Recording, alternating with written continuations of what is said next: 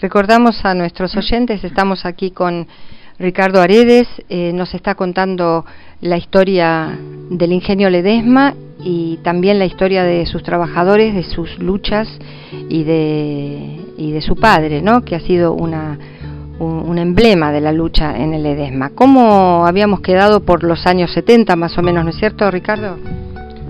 Sí, toda la organización que supo tener como gente adelantada e inteligente, la inteligencia ha puesto a servicio de sus intereses a la empresa Ledesma, porque ellos venían ya viendo los cambios políticos que iba a haber en la década del 70, entonces ellos son grandes adelantados en todo, son los poderes económicos realmente, entonces ellos son los grandes adelantados.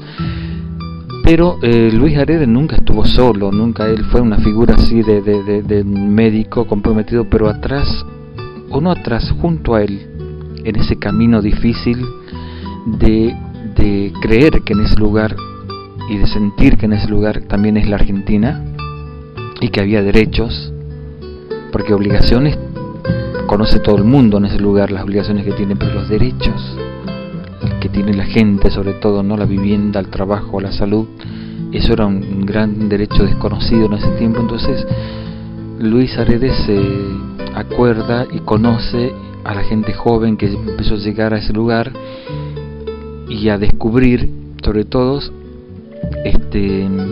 delegados gremiales naturales que salían de ahí, como ser el caso de Melitón Vázquez, un indio con ideales propios de justicia para sus obreros, sus compañeros, y después surge la figura de Jorge Osvaldo Weiss, que era un dirigente gremial en ese tiempo de la vanguardia comunista, que había llegado a Ledesma junto con un abogado, Carlitos Patrignani, yo me acuerdo tanto de él siempre. El tema que no sé, creo que sigue vivo Melitón Vázquez, pero obviamente Jorge y Carlitos Patrignani están obviamente desaparecidos, ¿no? Que fueron los que se atrevieron a organizar el primer sindicato clasista y combativo en Ledesma y organizar el año 73 y 74 en adelante, esos 2 años sobre todo, de gran efervescencia de ahí, que en el año 74 con el rumbo que toma el gobierno justicialista nacional con la muerte de Perón, en Jujuy derechiza obviamente el peronismo y no hacía falta que, obviamente en el país estaban las 3A funcionando a full, haciendo atentados y toda la gente que pensaba de manera progresista, y en Ledesma no hizo falta la llegada de la AAA, sino con la policía privada de la empresa Ledesma más la policía de Jujuy, del Libertador General San Martín, que liberaba la zona, y más la Gendarmería Nacional, que tiene asiento en el pueblo Ledesma, en vez de estar en la frontera, de hace mucho tiempo, tiene asiento ahí el escuadrón, esa Gendarmería Nacional que reprimía a las grandes manifestaciones que hubo en el 73, me acuerdo, donde se pudo comprobar ahí la entonces secretaria general de la Asociación de Educadores Provinciales de Jujuy y miembro fundacional de CETERA, Marina Vilte. La gente la recuerda desde el sindicato de Ledesma hablando en un discurso extraordinario, visceral, acompañando a la lucha de los obreros, una maestra dirigente al lado de los obreros. Era una cosa novedosa y era una cosa realmente revolucionaria para el lugar. Por supuesto que ese paro, con esa movilización que hubo grande, terminó en una feroz represión de parte de la Gendarmería Nacional, que tiene asiento en Ledesma. Bueno, a mi padre lo sacan de la intendencia en un golpe institucional, la JPRA, República Argentina, a punta de ametralladoras. Mi padre vuelve a la casa y ponen a un hombre, Avellaneda se llamaba, del riñón del senador Marterena y Benítez, que era de Marterena. Hay que tener ese dato. Marterena fue uno de los senadores nacional por el justicialismo por Jujuy, fue uno de los fundadores de la AAA en Argentina. Y ese dato, eso es así es la historia y así fue. Entonces este hombre pone la Martelena pone a este señor Avellaneda de ultraderecha peronista como intendente, entonces vienen todos los arreglos, negociaciones, acuerdos con Ledesma y sigue como seguía siempre. Mientras seguía existiendo el mal pago a los obreros, el no reconocimiento de las horas de demás que trabajaban y el problema habitacional que seguía creciendo en el 74.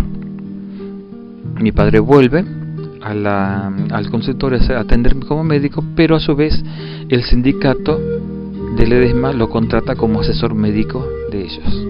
O sea que nunca le faltó trabajo más, como era un profesional bueno, entonces tenía como paciente a los hijos de los personajes jerárquicos de la empresa Ledesma. ¿Cómo hacían para puentear eso y llegar a la casa? No sé, pero se hacían atender y mi padre les cobraba bien a ellos, ¿no?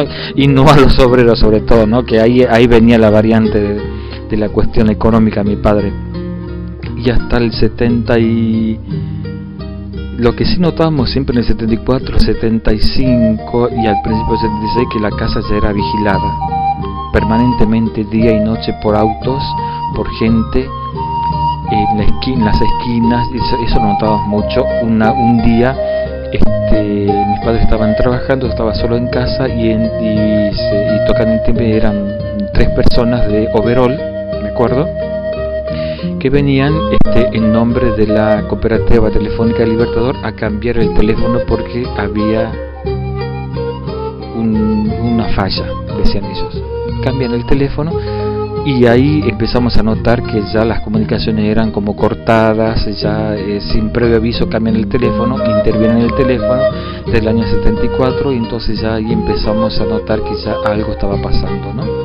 Guardia permanente, control quién entraba, quién salía de la casa, de las esquinas, permanentemente. Llega el 24 de marzo del 76, 4 de la mañana, tocan el timbre, mi padre es detenido en una camioneta de la empresa Ledesma. Yo mismo vi ese procedimiento, manejado por un empleado. Lo llevan a estar 2 meses desaparecido en el campo de concentración de Guerrero, donde es verdaderamente torturado.